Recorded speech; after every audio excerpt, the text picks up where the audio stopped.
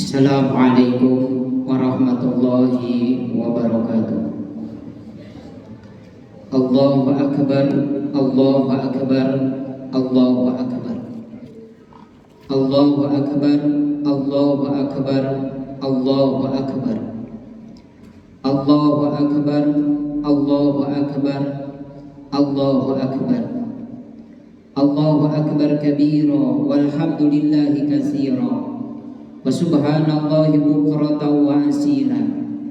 La ilaha illallah wahdah sadaqa wa'dah wa nasara 'abdah wa 'ajja judahu wa hazamal ahzaba wahdah. La ilaha illallah wallahu akbar. Allahu akbar walillahil hamd. Alhamdulillahilladzi hadana lihada wa ma kunna linahtadiya laula an hadana Allah.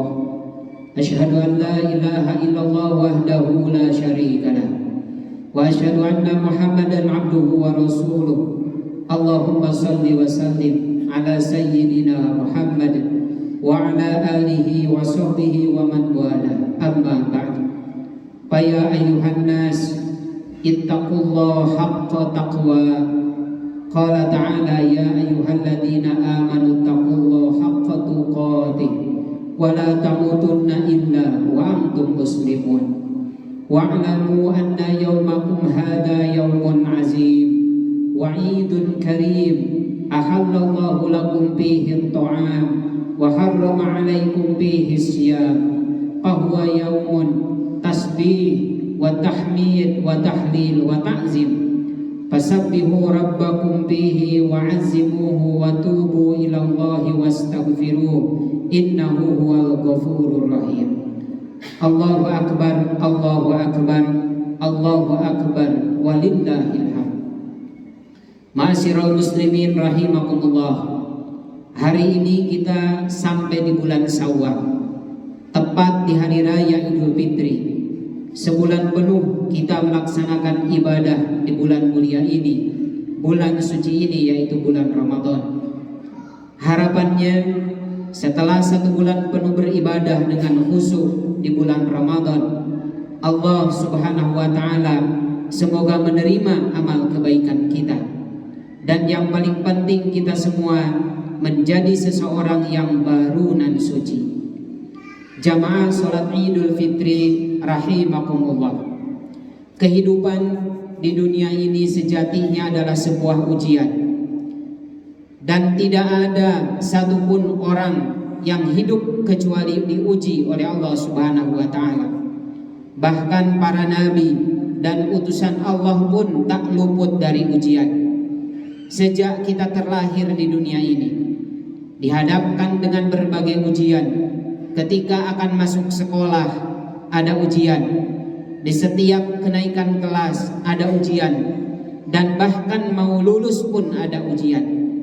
Ketika akan melamar kerja kita diuji, dan saat promosi jabatan pun pasti ada seleksi ujian. Demikian juga kehidupan dunia ini sejatinya adalah ujian, di mana tempat kelulusannya adalah kehidupan akhirat kelak, yaitu surga ataupun neraka. Bahkan kebahagiaan atau kesengsaraan itu tentu sesuai dengan konsekuensinya. Allah subhanahu wa ta'ala berfirman dalam surah Al-Mulk ayat 1-2. A'udzu billahi minasyaitonir rajim. Bismillahirrahmanirrahim. Tabarakalladzi biyadihil mulku wa huwa ala kulli syai'in qadir.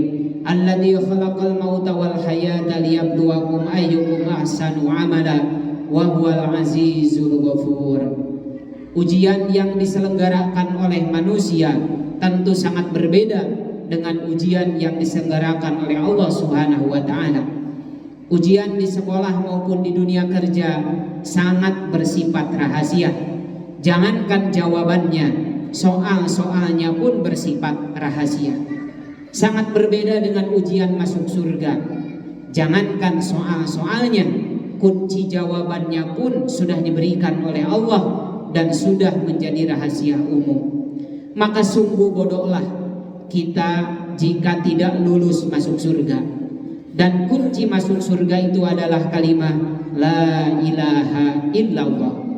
Itu adalah kalimat tauhid, yaitu kalimat pembeda antara muslim dan non-muslim, kalimat penentu kebahagiaan di surga ataupun kesengsaraan di neraka. Nabi SAW bersabda, innallaha harrama 'alan nar man qala la ilaha illallah yabtaghi bidzalika wajhullah. Sesungguhnya Allah mengharamkan seseorang masuk neraka yang mengucapkan la ilaha illallah dengan ikhlas karena Allah. Kalimat tauhid di atas tentu bukan hanya sekedar diucapkan, tapi perlu diyakini dengan sepenuh hati bahwa tiada Tuhan yang berhak disembah kecuali Allah Subhanahu wa taala. Dan keyakinan tersebut dibuktikan dengan pengabdian dan penghambaan diri kepada Allah dengan berbagai macam ibadah.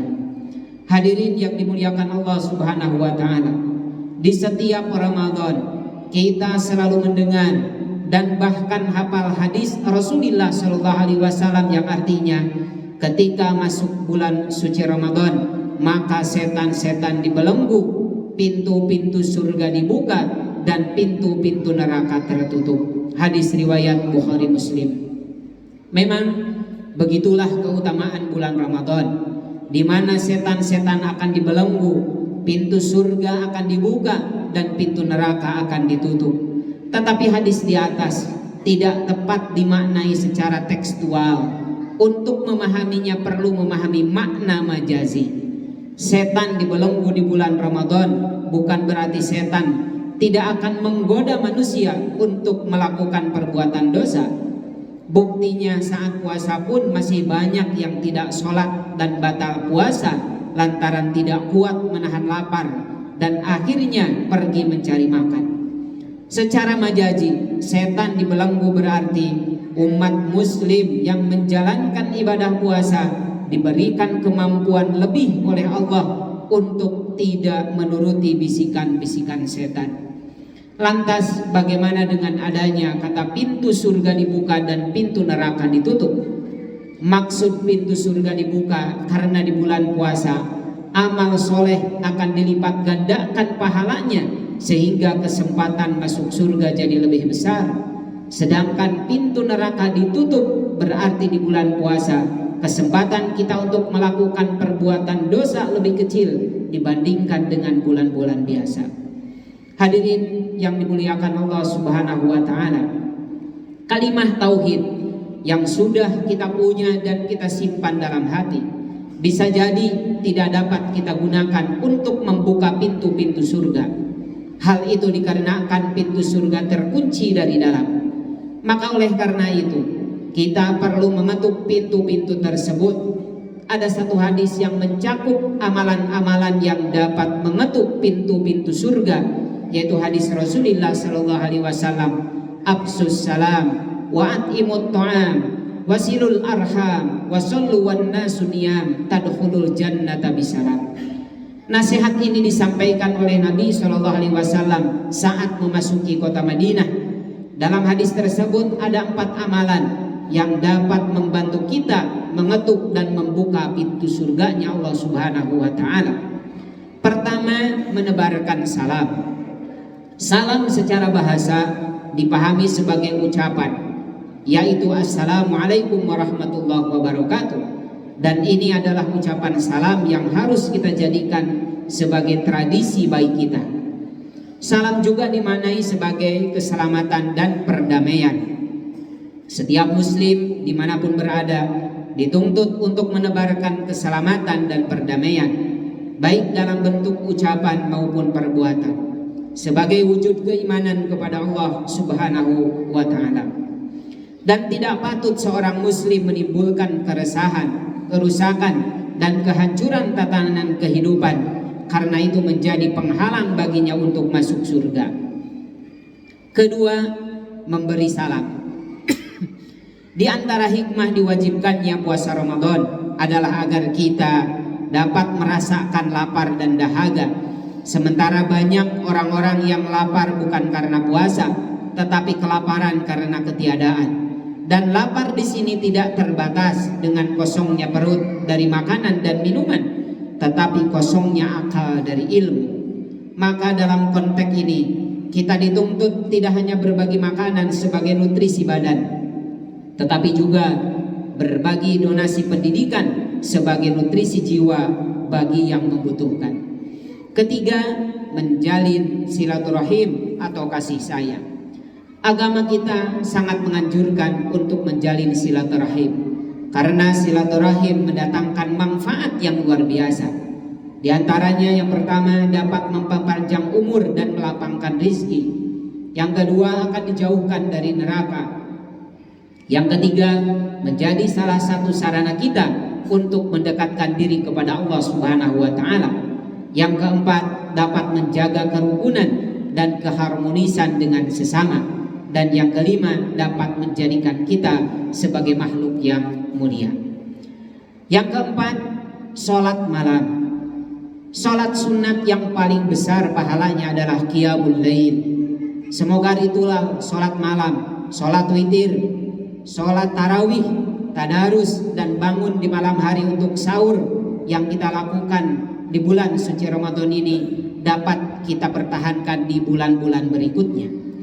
Hadirin yang dimuliakan Allah Subhanahu wa taala, selain berpuasa, ada ibadah yang wajib dilakukan oleh setiap muslim di bulan suci Ramadan ini, yaitu zakat fitrah. Zakat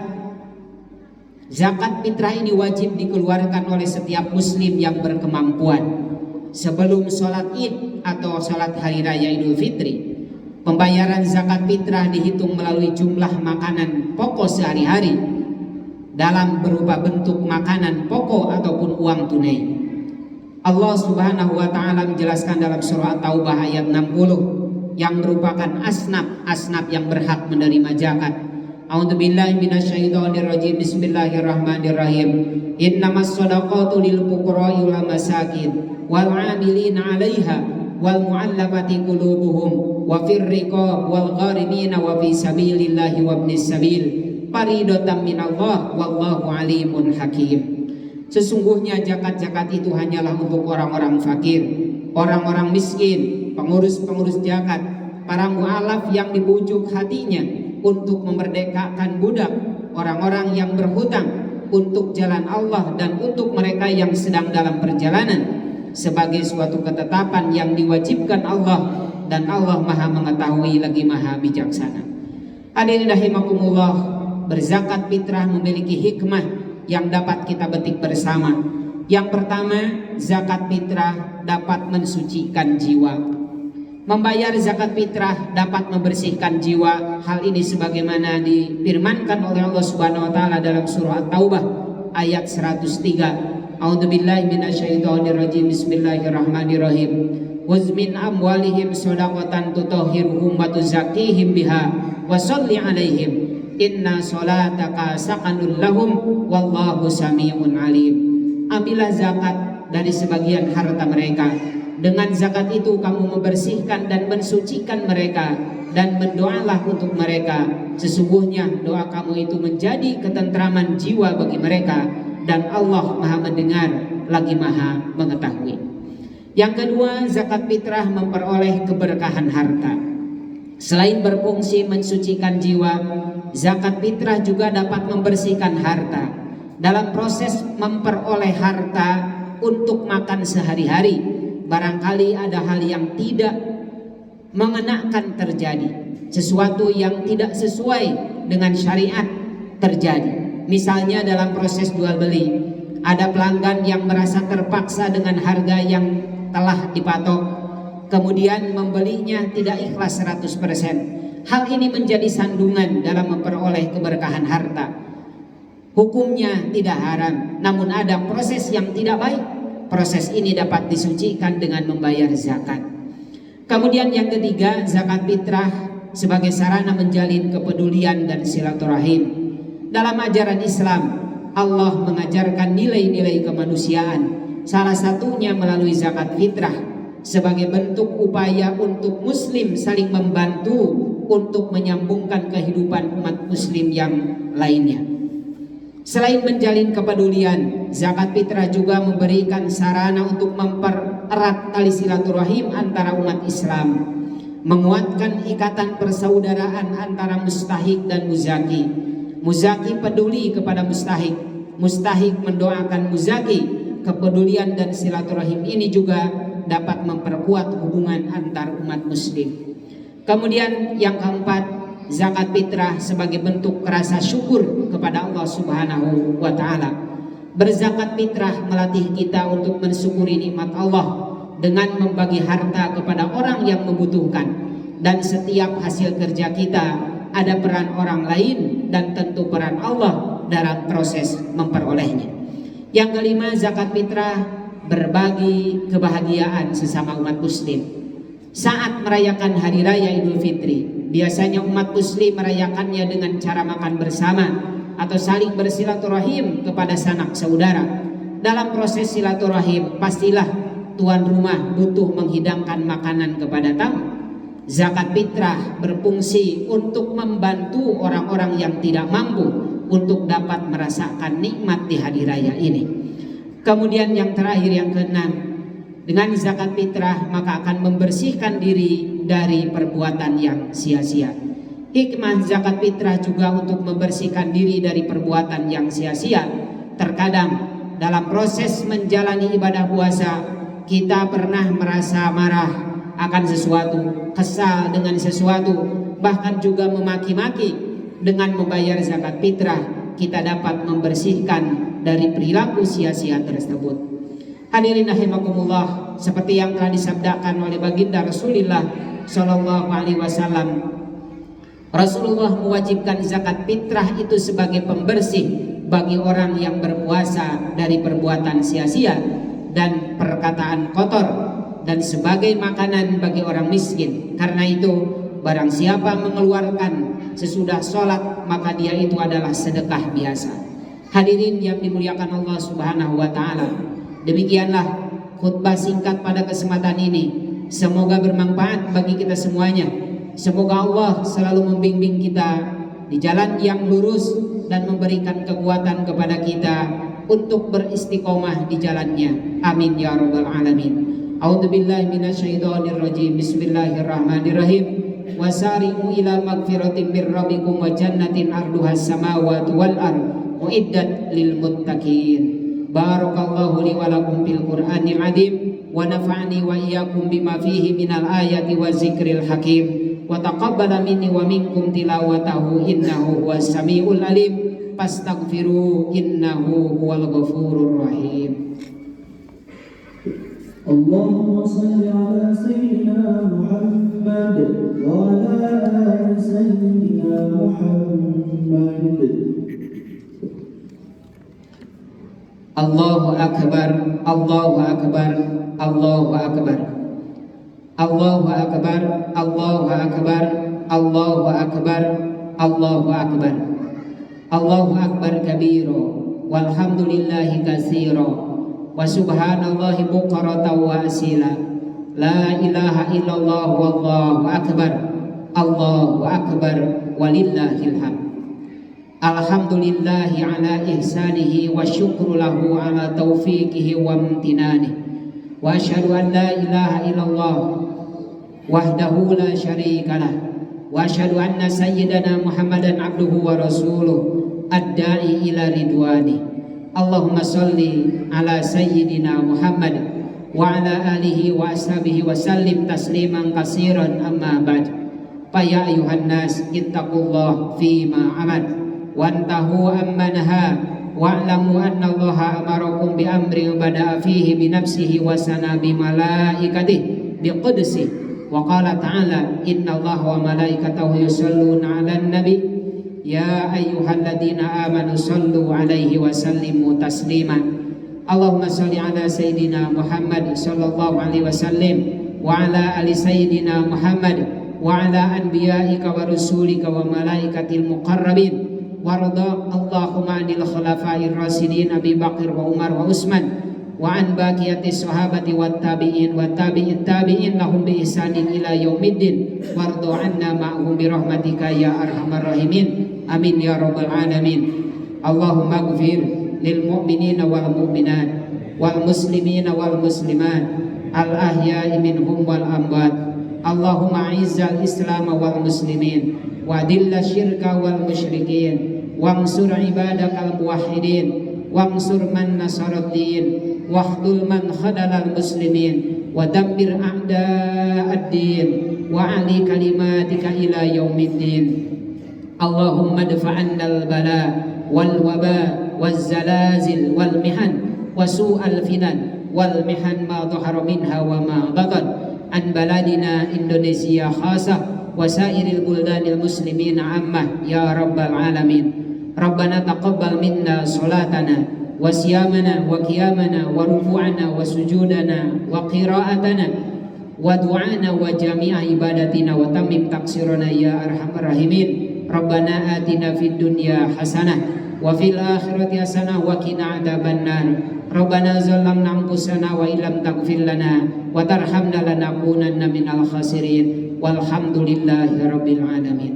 Ibadallah, innallaha ya'muru bil adli wal ihsan wa ita'i dzil qurba wa yanha 'anil fahsya'i wal munkari wal baghi ya'idukum la'allakum tadhakkarun. Wadhkurullahal 'azim yazkurkum washkuru 'ala ni'amihi yazidkum wa ladzikrullahi akbar. Wallahu muwaffiq ila aqwamit thoriq. Wassalamu alaikum warahmatullahi wabarakatuh.